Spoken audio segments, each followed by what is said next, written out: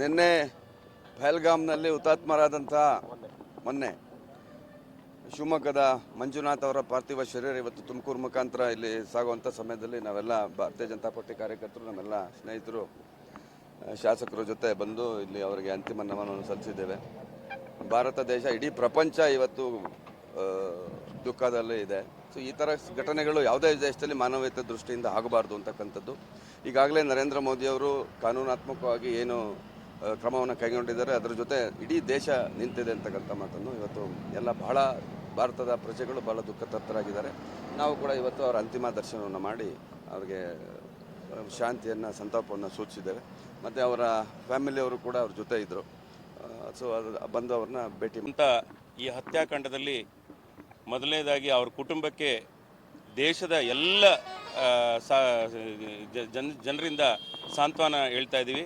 ಅವ್ರ ಜೊತೆ ಎಲ್ಲ ಈ ದೇಶದ ಜನತೆ ಇದೆ.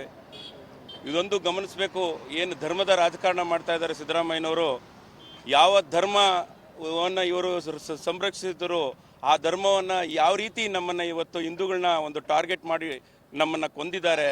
ಇದು ಎಷ್ಟು ಶೋಚನೀಯ ಪರಿಸ್ಥಿತಿ, ಇದನ್ನು ಗಮನದಲ್ಲಿಟ್ಕೋಬೇಕು. ಇನ್ನು ಮುಂದಾದರೂ ಧರ್ಮ ರಾಜಕಾರಣವನ್ನು ಬಿಟ್ಟು ಭಾರತದ ಎಲ್ಲ ಪ್ರಜೆಗಳು, ದೇಶದ ಪ್ರಜೆಗಳು ಅಂತ ಹೇಳಿ ಮತ್ತು ನಾಡಿನ ಪ್ರಜೆಗಳು ಅಂತ ಹೇಳಿ ಒಂದು ರಾಜ್ಯಭಾರ ಮಾಡಬೇಕು. ಎಲ್ಲೋ ಒಂದು ಕಡೆ ಧರ್ಮವನ್ನು ಓಲೈಸುವ ಕೆಲಸ ಇಂದಿನಿಂದಾದರೂ ಬಿಡಬೇಕು. ಇದು ನಿಮಗೆ ಒಂದು ಅರಿವನ್ನು ಮೂಡಿಸುವಂಥ ಕೆಲಸ ಆಗಿದೆ ಅಂತ ಹೇಳ್ತಾ ನನ್ನ ಮಾತುಗಳನ್ನು ಮುಗಿಸ್ತೇನೆ. ಧನ್ಯವಾದಗಳು.